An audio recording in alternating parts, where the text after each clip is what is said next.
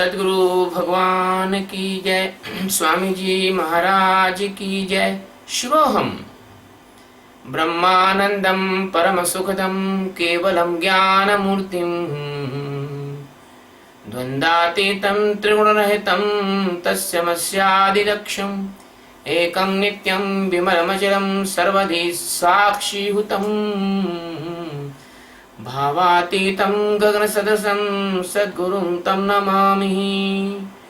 ॐ अखण्डमण्डलाकारं व्याप्तं येन चराचरं तत्पदं दर्शितं येन तस्मै श्री गुरुवे नमः। ओम गुरु ब्रह्मा गुरु विष्णु गुरुदेवो महेश्वरा गुरु साक्षात् परब्रह्म तस्मै श्री गुरुवे नमः।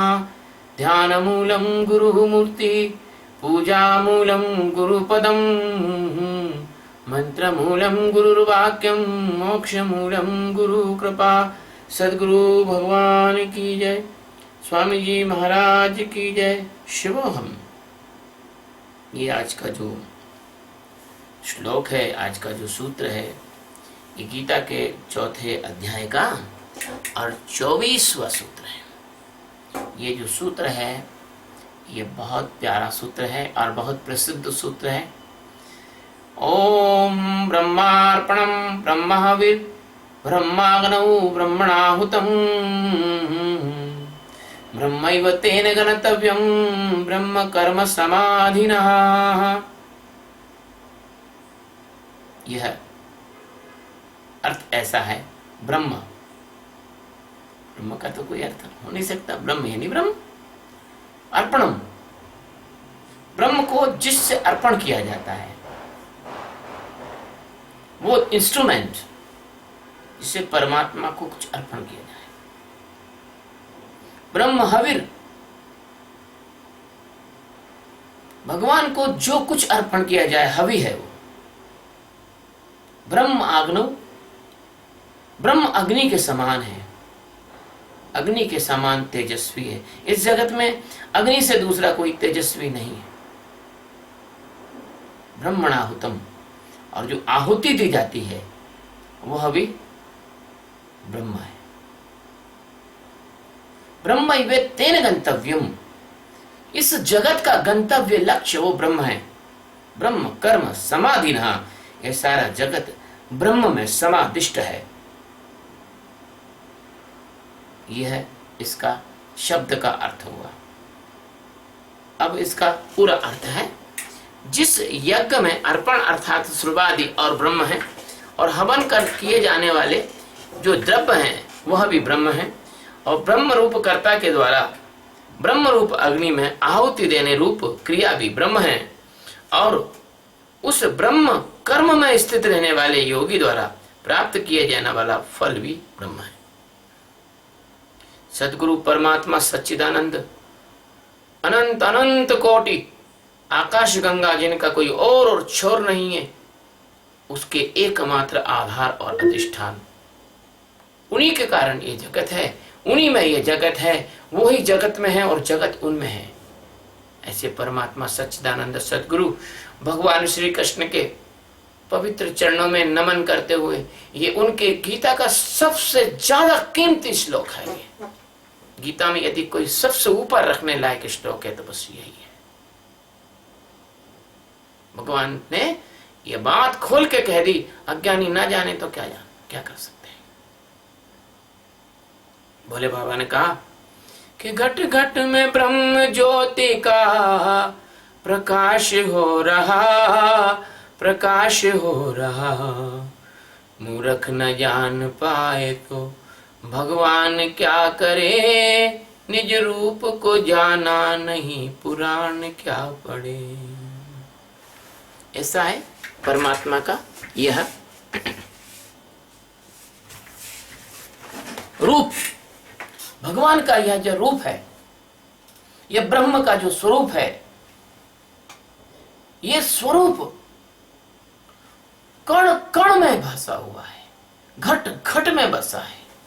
कहते हैं ना, भगवान के विषय में कहते हैं कि हर घट में तेरा साईं बसत है, कटुक बचन मत बोल रे, तुझे पिया मिलेंगे, घूंघट के पट खोल रे तो पिया मिलेंगे।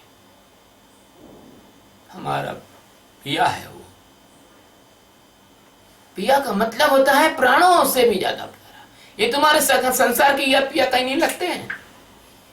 ये पति पत्नी को पिया पिया बोला करते हैं, पिया नहीं है, पपिया है।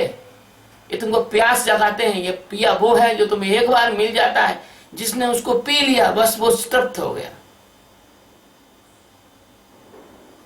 ये सूत्र ऐसा कीमती है, इसको जिसने ठीक से जान लिया, सुन लिया नहीं जान लिया, अभी वो ब्रह्मवेत्ता हो सकता है। इसी क्षण इसको सुन के हो सकता है।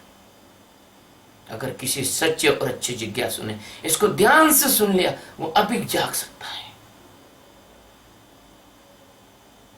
और जिसने इसको बुद्धि से सुन लिया, वो महान दाना हो सकता है। वो कहेगा अरे वाह, ब्रह्म तो है, काटो मारो, खाओ पियो, लूटो खसोटो। एक चाकू एक गुंडे के हाथ में रहता है, उससे वो लोगों की हत्या करता है। और एक चाकू सर्जन के हाथ में रहता है, जिससे लोगों के प्राण बचाता है, जीवन बचाता है। तो ज्ञानी के हाथ में अगर यह सूत्र जाता है, तो यह सूत्र उसको जागने के लिए, बोध के लिए, किसी बड़े अच्छे जिज्ञासु के अंदर यह सूत्र जाता है, और भी परमात्मा को जान जाएगा, इसी क्षण जान जाएगा। और अगर इसको किसी दुष्ट ने अगर ढंग से सुन लिया बुद्धि के तल पर, तो वो बहुत बड़ा अत्याचारी आता ताई हो जाएगा। मेरे को एक बात याद आती, जैसे परमाणु बम है, अगर गलती से आतंकवादियों के हाथ में लग जाए, अगर ऐसे लोगों के हाथ में लग जाए जिनका जीवन का लक्ष्य विध्वंस है, जिन्होंने अमेरिका के ट्विन टावर्स उन हवाई जहाजों से गिराए, जो हवाई जहाज लोगों को एक स्थान से दूसरे स्थान पर ले जाने के लिए सुगमता करते हैं, उनसे उन्होंने महान दुर्गमता का काम किया। अगर परमाणु बम किसी ऐसे लोगों के हाथ में लग जाए, ऐसे समूह के हाथ में लग जाए, पृथ्वी की मानवता, मनुष्यता को नष्ट कर देंगे। क्या परमाणु बम कहीं गिराओगे तो वहां हिंदू ही मरेंगे क्या? मुसलमान नहीं मरेंगे क्या? परमाणु बम कहीं गिराओगे तो क्या दुष्ट ही मरेंगे, सज्जन नहीं मरेंगे क्या? अभी तक साइंस ने कोई ऐसा आविष्कार नहीं किया कि किसी का डीएनए चेक कर करके और परमाणु बम लोगों को मारे, दुष्टता को चेक करके मारे। हाँ, हमारे ऋषि मुनियों के पास ऐसा आविष्कार महाभारत काल में था। जब ब्रह्मास्त्र चलाया जाता था, तो ब्रह्मास्त्र यदि ब्रह्मवेत्ता पे चला तो लौट के चला जाएगा। भगवान सदगुरु की कृपा है, जय हो उनकी, कि अगर ब्रह्मास्त्र भी कोई चला दे ज्ञानियों पे, तो ब्रह्मास्त्र भी असर नहीं करता, लौट के चला जाएगा। ऐसा ही ये जो श्लोक है, ये ब्रह्मास्त्र के समान है। ये श्लोक है, ये बहुत कीमती सूत्र है, ये परमाणु बम के समान है। मेरे सदगुरु कहते थे, देखो ब्रह्म विद्या बहुत गोपनीय विद्या है, इसको सार्वजनिक नहीं करना चाहिए, लेकिन मैं करूं क्या? मेरी मजबूरी है, मेरी व्यवस्था है। यदि मैं ब्रह्म विद्या को सार्वजनिक नहीं करूंगा, तो जो असत्य का धर्म के नाम पर व्यापार चला रहे हैं, उन लोगों के सामने तुलना के लिए क्या चीज होगी? अगर मैं हीरा सामने नहीं रखूंगा तुम्हारी हथेली पर, तो कांच बेचने वाले लोग हीरे के दाम पर जो कांच बेच रहे हैं, तो कैसे पहचानोगे सही हीरा क्या है, कांच क्या है? इसलिए ये जो सूत्र है गीता का, ओम ब्रह्मार ब्रह्म ब्रह्मा ब्रह्माग्रम ब्रह्मणाहुतम ब्रह्मैव तेन गंतव्यम ब्रह्म कर्म समाधिना, यह सूत्र है, ये बहुत कीमती है, बहुत कीमती है। इसको बहुत अंदर तक ले जाओ, इसको बचाओ, इसको जीवन का अंग बनाओ। हर क्षण इस सूत्र को अपने ध्यान में रखो। ये बहुत बड़ी उद्घोषणा है, ये बहुत बड़ा मार्ग है, ये बहुत बड़ा धक्का है, ये बहुत बड़ा आपको जगाने के लिए झकझोरने वाला सूत्र है। अगर कोई मुझसे कहे कि गीता में सबसे अच्छा श्लोक आप किसको रखोगे, मैं इसी को रखूंगा। ये ज्ञान की दृष्टि से सबसे कीमती श्लोक है।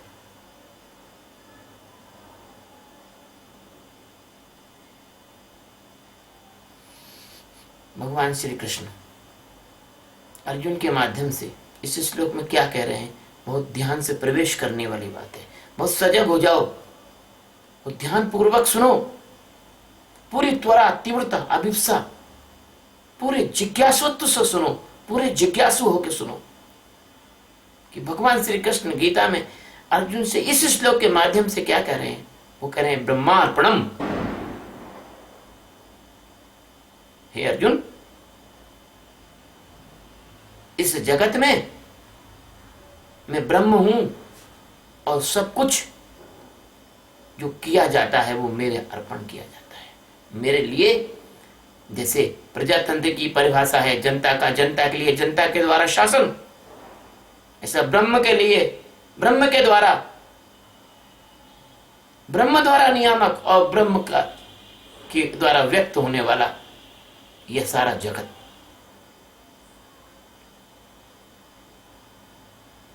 ये सारा जगत ब्रह्ममय है, ब्रह्म के अर्पण है।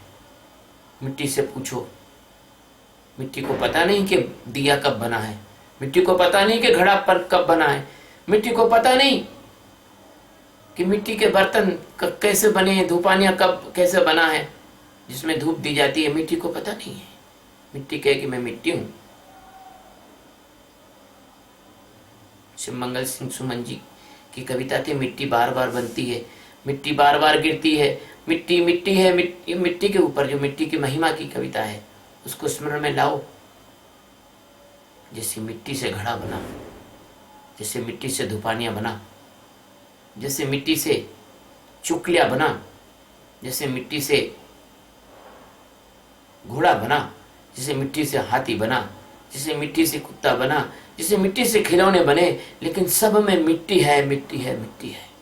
मिट्टी के लिए कुछ हुआ नहीं है, मिट्टी के लिए कुछ होगा नहीं, मिट्टी के लिए कुछ हो नहीं सकता, मिट्टी के अलावा कुछ हो नहीं सकता। मिट्टी के लिए वो घड़ा को देखोगे तो वो कहेगा, मिट्टी कहेगी कि मैं मिट्टी हूं। मिट्टी से बने वो घोड़े को देखोगे, मिट्टी कहेगी मैं मिट्टी हूं। दीपक को देखोगे, मिट्टी मिट्टी है। आकार बदल सकता है, मिट्टी नहीं बदलती। बस यहां लाओ, ब्रह्म अर्पणम, ब्रह्म है। परमाणु के इलेक्ट्रॉन और प्रोटॉन न्यूट्रॉन से भी बारीक से लेकर तो और Andromeda galaxy, milky galaxy, milky way galaxy, जितनी गैलेक्सियां हैं सब में ब्रह्म समाया है, सब में ब्रह्म है। ब्रह्म ही उसका जनक है, ब्रह्म ही उसमें प्रकट हो रहा है और ब्रह्म ही से ही सब बना है। इसका यह अर्थ है ब्रह्मार्पणम, यह ब्रह्म के अर्पण है। जो कुछ भी करते हैं, जो कुछ भी किसी को देते हैं वो ब्रह्म को देते हैं और ब्रह्म ही देता है। ब्रह्मार्पणम, जो कुछ देते हैं ब्रह्म। हविर, हविर यानी वो पदार्थ जो यज्ञ में डाला जाता है, यज्ञ के माध्यम से बता रहे हैं भगवान। श्रुवादि, जिसके श्रुवा से घी डाला जाता है यज्ञ में, तो वो श्रुवा भी ब्रह्म है। और जो हविर है, जो घी है या जो हवन करने का पदार्थ है वो ब्रह्म है। ये इसको बाहर तो लिया, अंदर भी लो। तुम भोजन लेते हो, हम कहते हैं, सभी लोग कहते हैं भोजन ब्रह्म है, भोजन को प्रणाम किया जाता है, हाथ जोड़ा जाता है, निवेदन किया जाता है, इसके बाद में कौर तोड़ा जाता है। भोजन ब्रह्म है, ये हो गई हवि। लेकिन जो हाथ उस कौर को तोड़ रहा है वो भी ब्रह्म है। लेकिन जो मुंह में डाल रहा है, वो मुंह में जा रहा है, वो भी ब्रह्म है। जो अग्नि भोजन को पचा रही है वो भी ब्रह्म है। जो आहुति ब्रह्म में दी जा रही है, एक एक कौर करके आप चबा चबा के अंदर आहुति दे रहे हो, वो भी ब्रह्म है। और किसके लिए आहुति दे रहे हो? भोजन से जो ऊर्जा मिलती है वो भी ब्रह्म है। और उस ऊर्जा से जो कार्य किए जाते हैं, उससे जो फल होता है, वो भी ब्रह्म है। तो ब्रह्मार्पणम, अपने जीवन को ब्रह्म के अर्पित कर दो। ब्रह्म ज्ञान के लिए जीवन को समर्पित कर दो। ज्ञानी को जब ज्ञान होता है, जीव को जब ज्ञान होता है, जीव का जब शिव में रूपांतरण होता है, अब सच मानना, फिर ब्रह्म ही ब्रह्म रहता है, फिर राम ही राम रहता है, फिर सारे संसार में राम ही रहता है, सिया भी नहीं रहती, सिया भी नहीं रहती, राम ही राम रहता है, ब्रह्म ही ब्रह्म रहता है। गोरक्ष को ज्ञान हुआ तो गोरख गाने लग गए।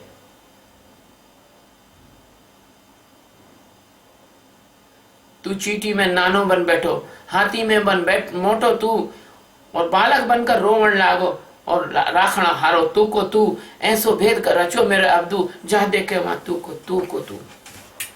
गोरख गाने लगे, वही है, तू ही है, तू ही। जिसको ज्ञान होता है, तो ज्ञान ब्रह्म है।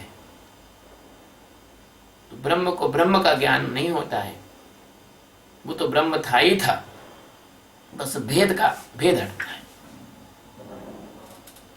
अब एक बहुत अच्छा उदाहरण आपको मैं देता हूं। एक बकरी के सामने आप नारियल रख दो, बकरी नारियल को चाट के चली जाएगी, बकरी नारियल को खा नहीं सकती, तोड़ नहीं सकती, चाहे कितनी भी कोशिश कर ले, बकरी नारियल को नहीं तोड़ सकती। अज्ञानी, संसार में आसक्ति रखने वाला व्यक्ति, संसार को सत्य मानने वाला, संसार में रमने वाला, देह को मैं और मेरा मानने वाला व्यक्ति बकरी के समान है। वो ब्रह्म ज्ञान को कभी भी नहीं प्राप्त कर सकता, वो मुश्किल है। अगर कोई सदगुरु मिल जाए और तोड़ के नारियल खिलाए, बकरी का मालिक हथौड़ी से तोड़ के नारियल बकरी को खिलाए, तो बकरी नारियल खा सकती है। इसलिए कहा गया है, जो विरंच शंकर सम हुई, और बिन गुरु भव निधि तरे की कोई। गुरु के बिना कोई भी संसार सागर से तर नहीं सकता, गुरु के बिना कोई बकरी नारियल खा नहीं सकती। ऐसे ही जो जगत के लोग हैं, उनको ब्रह्म वेत्ता समझ में आ नहीं सकते। उल्लू कभी सूरज को देख नहीं सकता, लेकिन वो देखे या ना देखे उल्लू, लेकिन सूरज का प्रकाश तो है। ऐसा तो नहीं है कि उल्लू अगर सूरज को नहीं देख सकता तो सूरज में प्रकाश नहीं है। एक प्राचीन बोध कथा है, एक गलती से एक उल्लू किसी कारण बस हवा तेज चलने से और उड़कर धूप में जा गिरा। आंखें खोलने की कोशिश की तो आंखें तो खुल नहीं सकती थी, गरम गरम लगा। बड़ी मुश्किल से वो जैसे तैसे बेचारा छुप छुपा के रात की प्रतीक्षा करके कहीं छुप कर, और रात में जब घर लौटा तो उसने सारे उल्लुओं से कहा कि भैया आज तो मैं कहीं ऐसी जगह गिर गया जब मेरी आंखें तो एकदम बंद हो गई, लेकिन गरम गरम बहुत लग रहा था, मुझे लगा कहीं आग वाग में जल तो नहीं गया हूं मैं कोई, लेकिन बड़ी मुश्किल में, और मैं जो है उल्लुओं के राजा की कृपा से यहाँ, उनकी कृपा से यहाँ आ गया हूं। लोगों, उल्लू अपने अगर मान लीजिए उसको महत्व भी दे रहा है, अगर उसको वेटेज भी दे रहा है, तो किसको दे रहा है? अपने राजा उल्लू को दे रहा है। ऐसे अज्ञानी अगर किसी का सम्मान भी करते हैं तो उल्लू का ही सम्मान कर लेते हैं, अपने लोगों में से छांट के एक बढ़िया सा उल्लू लाते हैं और उस उल्लू को पदासीन करते हैं, पद पे बिठाते हैं, सम्मान करते हैं। मुझे किसका डर है, जो बात सच है वही तो कहूंगा। तो उल्लुओं ने फिर क्या किया कि रात में बहुत बड़ी सभा की, बहुत सारे उल्लू सब इकट्ठे हुए अंधेरे में, और सब ने एक साथ एक प्रस्ताव पारित किया। सब ने मिलके उन्होंने कहा कि हम सब मिलके एक प्रस्ताव पारित करते हैं सर्वसम्मति से कि सूरज कभी हुआ नहीं है, ना होगा ना है। ऐसे जितने भी अज्ञानी हैं ये सब मिलकर एक प्रस्ताव पारित करते हैं, अरे भैया क्या बातें कर रहे हो तुम, भगवान तो कोई ऐसे होते नहीं है, और भगवान तो किसी को मिलते नहीं है, और जिसको भगवान मिल जाते हैं वो आदमी जीता नहीं है, और जो भगवान जिसको मिल जाते हैं उसके तो 4 हाथ हो जाते हैं, और वो तो ऐसे उड़ने लग जाता है, वो तो ऐसा सिद्ध हो जाता है, वो तो ऐसा कह देता वही हो जाता है। और ऐसी तरह तरह की जो भ्रांतियां आध्यात्म के नाम से जो फैला रहे हैं, वो लोग इस ब्रह्म के रहस्य को कैसे जान सकते हैं। ब्रह्म अर्पणम, ब्रह्म हविर, ब्रह्म ही अर्पण है, और ब्रह्म ही आपके अंदर और बाहर समाया हुआ है। अंदर भी ब्रह्म है और बाहर भी ब्रह्म है। एक और छोटी सी लघु कथा याद आती है। एक नई नवेली छोटी सी मछली बार बार अपनी बहन से पूछती थी, बहन इस सागर कहाँ है? बहन कहती थी, सागर यही है। कहाँ है सागर? यही है। वो कहती, कहाँ है बताओ तो सही। मछली, बड़ी मछली उसको समझाती थी, तरह तरह के उदाहरण देती थी, लेकिन उसको कुछ समझ में बात आती नहीं थी। जैसे आप सब लोगों को मैं कितने उदाहरण देके अभी गीता के 4थे अध्याय के 24वें सूत्र पर आ गया, कितने सारे सूत्र मैंने बोल दिए, और बोलने में सब एक ही बात बोल रहा हूँ और एक ही तरफ इशारा कर रहा हूँ, और दूसरी तरफ करूं तो करूं कहाँ? कर जगह हो तो करूं, ब्रह्म के अलावा कुछ हो तो कहीं बात करूं? पूछने लगी मछली कि बहन ये बताओ ये सागर कहाँ है? मछली ने कहा कि मेरी छोटी बहन, सागर यही है, तेरे अंदर सागर है, तेरे बाहर सागर है, तेरे ऊपर सागर है, तेरे नीचे सागर है। जैसे श्लोक कह रहा है, ब्रह्मार्पणम ब्रह्मवीर ब्रह्माग्नौ ब्रह्मणाहुतम ब्रह्मैव गंतव्यम ब्रह्म कर्म समाधिना। बार बार कह रहा है वो, एक एक शब्द कह रहा है कि ब्रह्मार्पणम ब्रह्मवीर ब्रह्माग्नौ ब्रह्मणाहुतम ब्रह्मैव गंतव्यम ब्रह्म कर्म समाधिना। लेकिन उस छोटी मछली को बात समझ में आई नहीं। इसे आप लोगों को सतगुरु की बात समझ में नहीं, लेकिन जनक को फटाक से आ गई। भगवान सतगुरु ने कहा, तू ब्रह्म है, तू सच्चिदानंद है, तू सच्चित और आनंद स्वरूप है। और जो उसने कही, भगवान सतगुरु ने जो बात की, जनक तुरंत उसमें खड़ा हो गया, नहीं मैं सच्चित और आनंद हूं, मैं ब्रह्म हूं, मैं ब्रह्म हूं, मैं ब्रह्म हूं। तुरंत जाग गया। ऐसे छोटी मछली को और बड़ी मछली की वो बात समझ में नहीं। ठीक है, मछली सदगुरु थी बड़ी वाली, छोटी जिज्ञासु थी। उसने कहा चलो हम तुमको सागर दिखाते हो, दिखाते, चलो हमारे साथ। गए। मछली से कहा, छोटी बहन तू एक काम कर। बोले क्या? लेकिन थोड़ा सा इस राइट साइड में मेरी पूंछ के पास चली जाओ, मैं तुमको सागर दिखाती हूँ। चली गई।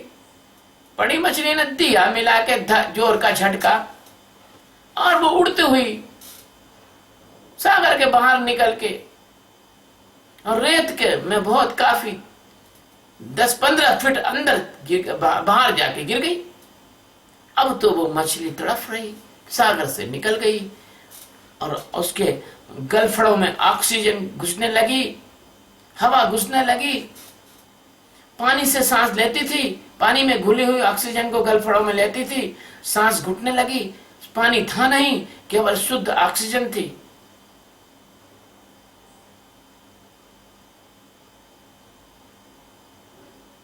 तड़फड़ाने लगी, छटपटाने लगी, मरने जैसी हालत हो गई। बड़ी मछली ने पूछा, सागर दिखा?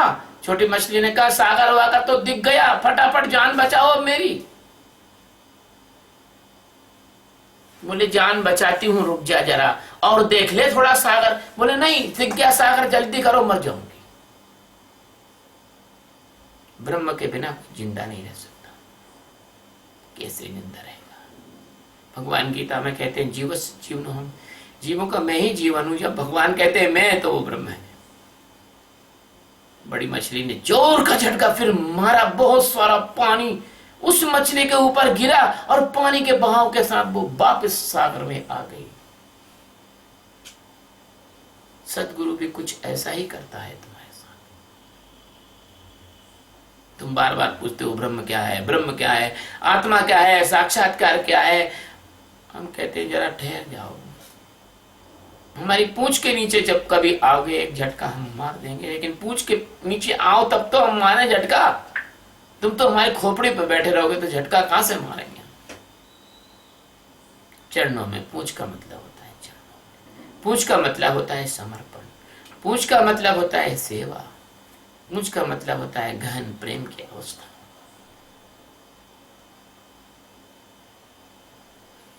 जैसे उस मछली को सागर दिखा, सागर से हटने के बाद, ऐसे तुम्हें इस जगत के हटने के बाद ही ब्रह्म दिख सकता है।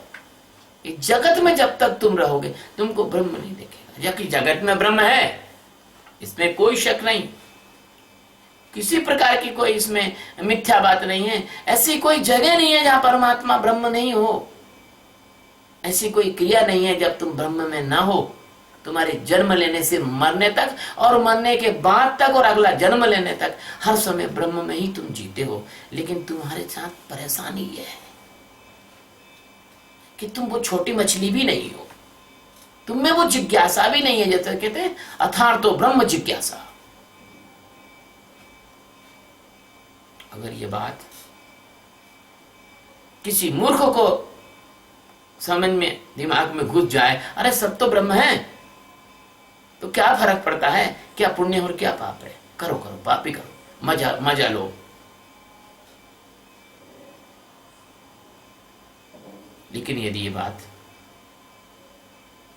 जैसे किसी जिज्ञासु के अंदर चले जाए, वो अभी जाग सकता है, इसी क्षण जाग सकता है, अभी तुम्हारा सवेरा हो सकता है, अभी तुम्हारा सूर्योदय हो सकता है, इसी क्षण तुम जाग सकते हो।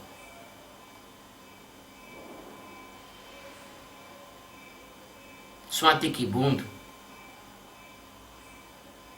सीप के मुंह में जाती है, मोती बन जाती है। स्वाति की बूंद सर्प के मुंह में जाती है तो जहर बन जाती है, कला हलाहल बन जाती है।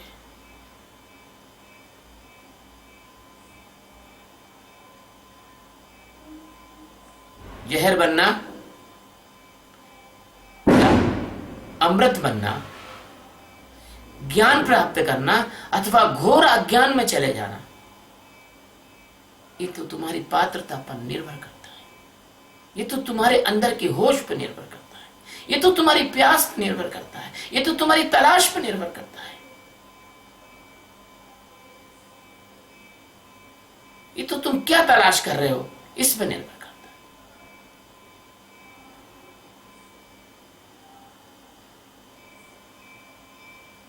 एक बहुत प्यारी सी चौपाई रामचरितमानस में आई है। जब वो कहते हैं, भगवान राम कहते हैं लक्ष्मण से कि विनय न मानत जलधि जड़ा, गए 3 दिन बीत, बोल राम सकोप तब, भय बिन हो न प्रीत। इसमें ध्यान देने की बात है, तुमको जन्म मरण का भय है कि नहीं? अगर भय है तो प्रीति होगी सदगुरु के चरणों में। सट सन विनय कुटिल सन प्रीति, सहज कृपण सन सुंदर नीति, ममता रत सन ज्ञान कहानी, अति लोभी सन विरति बखानी। सट के साथ आप विनय करोगे, सट सन विनय, सट के साथ आप विनय करोगे तो वो मूर्ख समझेगा, वो कहेगा कि बेवकूफ आदमी मुझसे डर रहा है इसलिए मेरी विनय कर रहा है। कुटिल सन प्रीति, यदि कोई कपटी आदमी से आप प्रेम करोगे वो आपका शोषण कर लेगा, आपसे वो आपके प्रेम को नहीं समझ पाएगा। और सहज कृपण, जो वास्तव में सहज ही कंजूस हो, उसको तुम बड़ी बड़ी दान दक्षिणा की बातें सुनाओ, बड़े बड़े उदाहरण दिलाओ, वो आपको कुछ नहीं देगा, उसका पूरा पकड़ जकड़ रहती है, पैसे में नहीं छोड़ेगा वो। ममता रत्सन ज्ञान कहानी, और जिसको देह का मैं और मैं होने में ममता है, जैसे पिछले वाले सूत्र में आया था, अगर देह अध्यास में और ममता है तो उसको ज्ञान कितना भी सुनाओ तो वो ज्ञान प्राप्त नहीं कर सकता। अति लोभी सन विरत मकानी, अति लोभी व्यक्ति होगा, उससे वैराग्य और विरक्ति की बात करोगे वो नहीं समझ में आएगी उसको। इसलिए जो ब्रह्म है, ब्रह्मार्पणम ब्रह्मादेव ब्रह्माग्नौ ब्रह्मणाहुतम ब्रह्मैव तेन गंतव्यम ब्रह्म कर्म समाधिना। ये जो ब्रह्म है ये ज्ञानियों के लिए ब्रह्म है, बाकी के लिए ब्रह्म है। बाकी तो ये ब्रह्म ले लेंगे यहां से, क्योंकि उनकी क्षमता नहीं। ज्ञानी यानी सच्चा जिज्ञासु, जो ज्ञान प्राप्त करने के लिए पूरा जीवन दांव पे लगाने के लिए तैयार हो। मुझे बहुत हंसी आती है तुम लोग ब्रह्म ज्ञान की बात करते हो, मुझे ब्रह्म ज्ञान चाहिए और दांव पे तो कुछ लगाते नहीं हो। अरुणी को देखा, पूरा जीवन दांव पे लगाया। अपनी पत्नी को देख लो, शादी हुई, पूरा जीवन दांव पे लगाया। घर द्वार माँ बाप सबको छोड़ के आ गई, पूरा जीवन दांव पे लगाया। तब कहीं उसको पुत्र प्राप्त हुआ और तुम्हारे घर में मालकिन बनी।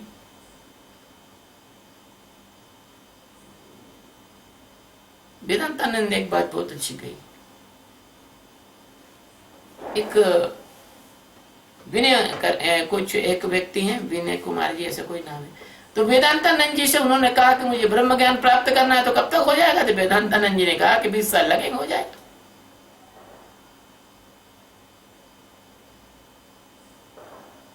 अब उनकी बात को, उनको क्या असर हुआ वो तो भगवान जाने, लेकिन पूरा जीवन अगर दांव पे तुम नहीं लगाओगे तो कैसे ज्ञान होगा? तुम तो ऐसा कर रहे हो, ब्रह्म ज्ञान नहीं हुआ, वो दौड़ के, जो बच्चे जो दौड़ते हैं, दौड़ लगाते हैं और छीके खंबे को छीके आ जाते हैं, ऐसे तुम परमात्मा को छीके वापस संसार में लौटना चाहते हो। मुझे एक बात और याद आई, आज बहुत बहुत कथा याद आई। एक बात मुझे याद आई,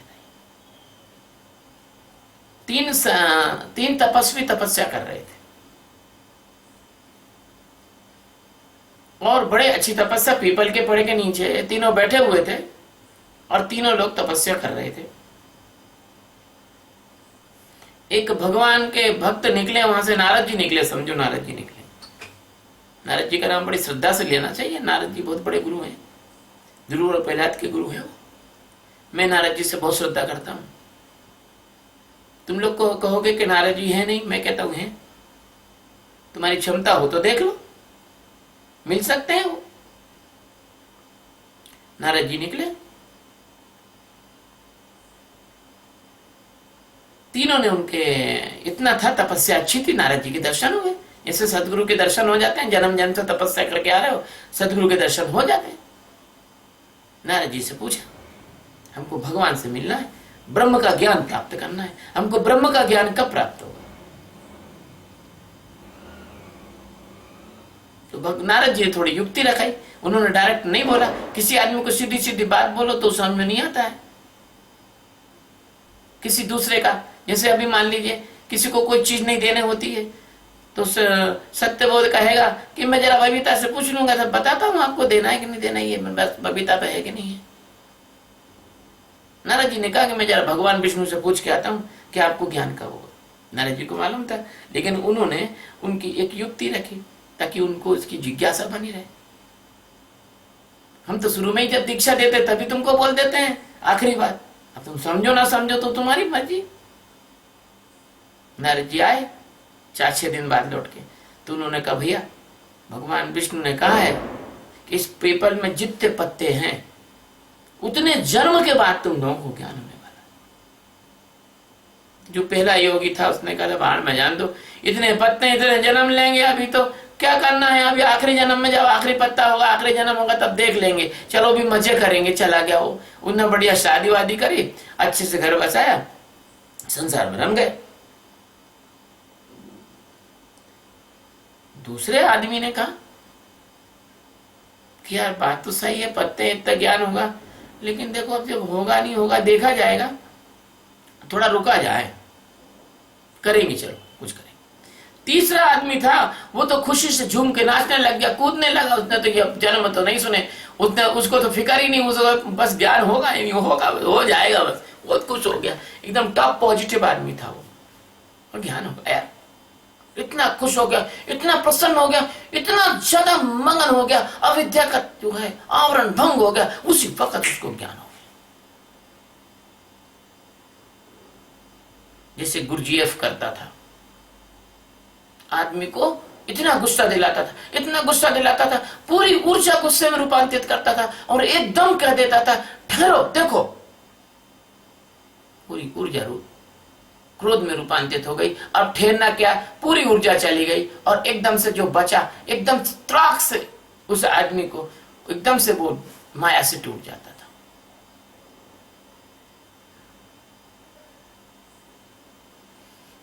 तो ब्रह्म कोई काम नहीं है जो तुम करके खत्म कर दोगे फिर अगले वाला काम तुम। ब्रह्म तो जीवन है, एक क्षण, हर क्षण उसमें जीना होगा। ब्रह्म अर्पणम। मेरे बच्चे जो है, जो नाम अभी यहां लेना ठीक, मेरी बच्ची है, कहीं निराश मत होना बेटा। ऐसा नहीं कि 20 साल लगेंगे कि 10 साल लगेंगे, हो सकता है 20 सेकंड में हो जाए, हो सकता है 20 दिन में हो जाए, हो सकता है 20 महीने में हो जाए, हो सकता है 20 साल में भी हो। तुम्हारी समग्रता, संपूर्णता, त्वरा, तीव्रता, अभिप्सा और तुम्हारे अंदर कितना कितना तुम प्रेम का रूपांतरण करते हो परमात्मा के लिए, अपने जीवन को कितना पिघलाते हो, तुम्हारी चट्टान कितनी जल्दी पिघल सकती है।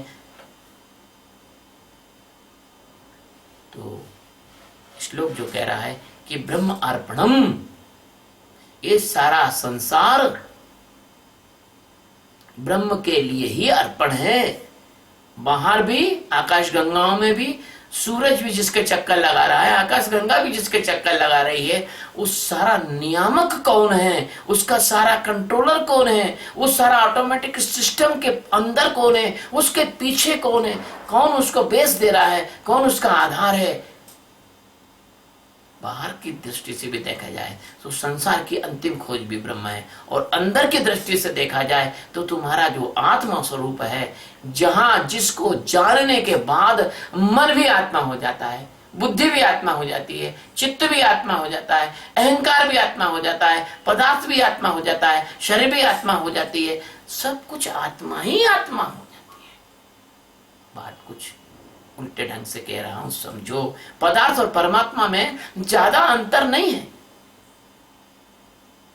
Matter converted into the energy and energy converted into the matter, लेकिन वो मैटर का भी मैटर है और एनर्जी का भी एनर्जी है। इसको किसी एनर्जी के पैमाने से ना देखा जा सकता और ना मैटर के पैमाने से उसको देखा जा सकता। वो ब्रह्म सबका आधार है। ब्रह्म अर्पणम, उसके अर्पण में सारा काम होता है। ब्रह्म हवीर, इस जगत में जितना भी हवीर यानी मतलब जितना भी भौतिक पदार्थ है, आप क्या सोचते हो? पत्थर की तुलना में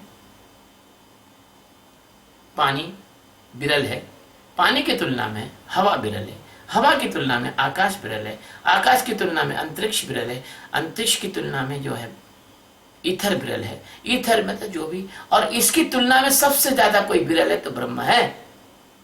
इतना विरल होने के कारण वो हर जगह है और तुम्हारा वह स्वरूप भी है। तो ये जो यहाँ पे शब्द आया है ब्रह्म हविर, तो इस तरह से इसको समझो। ब्रह्मार्पणम, जो भी करते हो तुम वो ब्रह्म के लिए ही करते हो, मजबूर होकर उसी के लिए क्या करते हो, उसके लिए करते हो।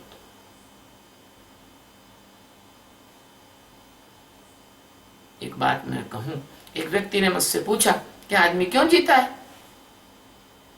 बहुत पुरानी बात थी।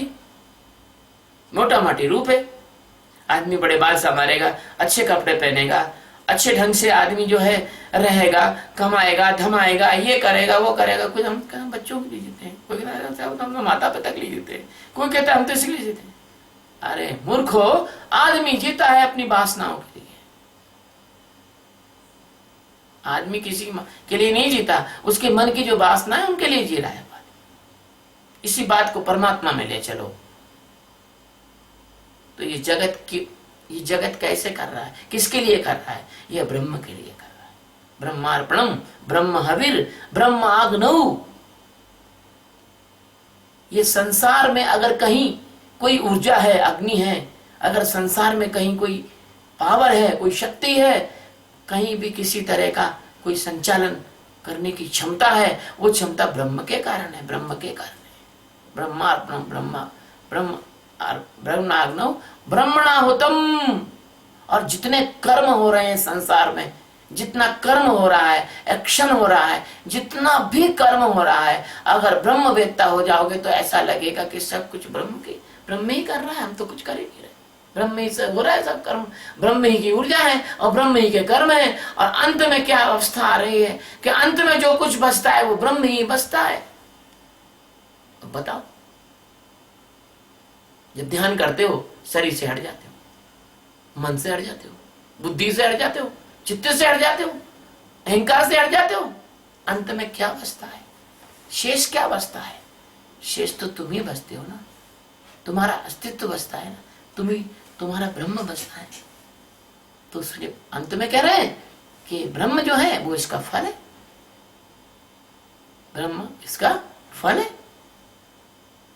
और कर्म ये ब्रह्म है, और कर्ता ये ब्रह्म है, और भोक्ता ये ब्रह्म है, और क्रिया ये ब्रह्म है, सत्यबोध ये ब्रह्म है, वेदांतानंद ये ब्रह्म है, हाना ये ब्रह्म है। दुष्ट से दुष्ट आदमी होगा, अच्छे से अच्छा आदमी होगा, कुछ भी हो, जड़ है, चेतन है, ये है, सब कुछ पदार्थ, 5 तत्व, 10 इंद्रियां, तन मात्रा है, मन बुद्धि चित्त अहंकार, सब के सब ब्रह्म में रूपांतरित हो जाते हैं ज्ञान के बाद। कुछ नहीं बचता। जैसे आग में डाल दो कुत्ते की विष्ठा भी, तो आग में जल के कुत्ते की विष्ठा भी अंगारा हो जाती है, फिर विष्ठा नहीं रहती। आग में जूता डाल दो तो वो जूता भी अंगारा हो जाता है, और आग में सोना डाल दो तो वो भी सोना भी भस्म हो जाता है, सोने की भस्म बन जाती है, सोना भी जल जाता है प्रचंड अग्नि में।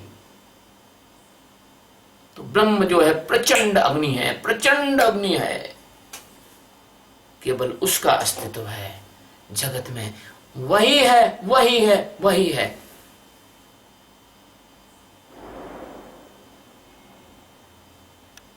जैसे फारसी में कहते हैं अमीनस्तो अमीनस्तो अमीनस्तो, जैसे संस्कृत में कहते हैं स एक एव प्रभुरद्वितीय, वही एक है, वही सह एक एव प्रभुरद्वितीय, परमात्मा अद्वितीय है। अद्वितीय है तो फिर माया कहां से आएगी? अद्वितीय तो ब्रह्म के अलावा है क्या? कोई है माई का लाल जो उसको पकड़ ले, इसमें जम जाए, इसमें रम जाए, इसमें जीने लग जाए? अगर कोई इसमें जम जाए, इसमें रम जाए, इसमें जीने लग जाए, इसको चबा ले, इसको मुरा ले, इसको अपनी प्राण बना ले, इसको अपनी आत्मा तक ले जाए, अब भी ब्रह्म ज्ञान हो जाएगा, अब भी ब्रह्म ज्ञान हो जाएगा, अब भी मुक्त हो जाओगे, अब भी मुक्त हो जाओगे, अभी आत्म साक्षात्कार हो जाएगा। और यदि तुमने ध्यान से नहीं सुना और तुमने अंदर नहीं ले गए, और तुमने इसको चबाया नहीं, इसको तुमने मुराया नहीं, इसको तुमने रस नहीं बनाया, इसको तुमने जीवन नहीं बनाया इस सूत्र को,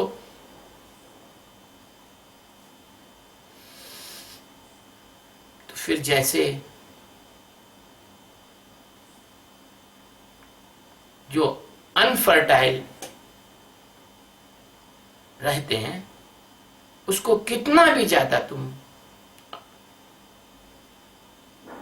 पूर्णत्व से भी जितना भी प्रयास करो, फिर भी उसके गर्भ में बच्चा नहीं आ सकता। इसी तरह से अगर तुम अनफर्टाइल हो, अगर तुम बांझ हो अभी, अगर तुम्हारे अंदर से परमात्मा को पाने की वो प्यास नहीं, तुम्हारे अंदर अभिप्सा नहीं, तुम उसमें उस तत्व में जी नहीं सकते हो, तो तुम्हारे को सदगुरु पूरे जीवन भर चिल्लाता रहेगा, तुमको कैसे ज्ञान होगा? लेकिन चिंता मत, मेरे पास क्षमता है, मैं साइंटिस्ट हूं, मैं तुमको टेस्ट ट्यूब बेबी दे दूंगा, तुम मेरे पास बैठो, तुम मेरे पास बैठो,